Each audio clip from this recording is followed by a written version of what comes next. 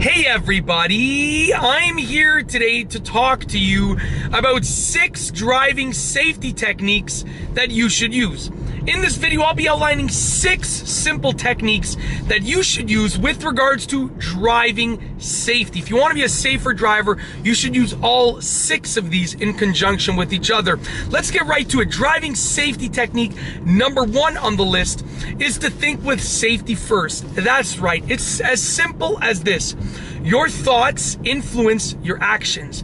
By thinking like a safe driver, you are more likely to act like a safe driver, and by acting like a safe driver, you're more likely to be a safer driver. So think with safety first. Before you start driving, just think, I am going to be a safe driver today. Like literally just repeat that a few times. I am going to be a safe driver today. And if you think with safety first, just like that, you're automatically more likely to be a safer driver, okay? The second driving safety technique is to keep a safe following distance. Now, your following distance is basically the amount of space between your car and the car in front of you. Basically, how close are you to the car in front of you? Now, here's the thing. The closer that you are, the more unsafe that you will be for your sake and for the sake of the driver in front of you, and also for the sake of the driver behind you. Because if you have to slam your brakes because if you're following too closely and you have to slam your brakes, the driver behind you is more likely to rear end you, okay? So with that being said, just keep a safe following distance. Now, there are many different trains of thought for this, but you should be measuring it in a matter of seconds. Now, if the road conditions are dry, a 3-second following distance is usually okay, right? If the road conditions are wet, or it's snowing, or it's foggy, or it's dark, then you're gonna have to increase it to 4 or even 5 seconds, or sometimes even more if, let's say, the roads are icy. Now, how do you measure your following distance in seconds? Well, look at the car in front of you and start counting when they pass, let's say, a milestone like a traffic light. You're gonna start counting, and you're gonna start counting at 0. So you're gonna count 0, 1, 2, 3. And whenever you pass that same thing that they passed when you started counting, that's when you stop counting. So if you got to 3, that means you have a 3-second following distance.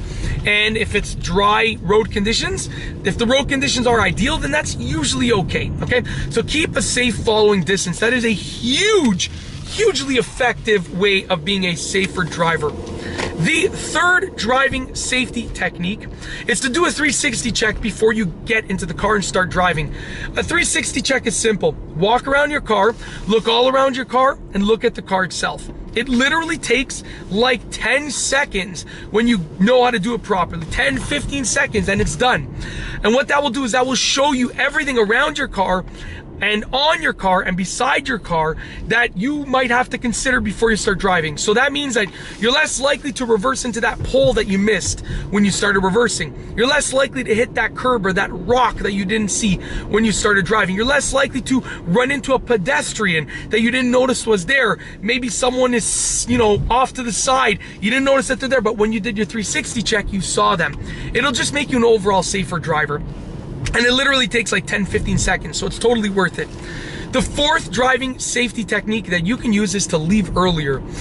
If you leave right on time, or if you leave late, you're gonna be in a rush, and a rushed driver is not a safe driver. So just leave earlier. Like whatever time you usually leave 5 minutes, 10 minutes, 20 minutes earlier.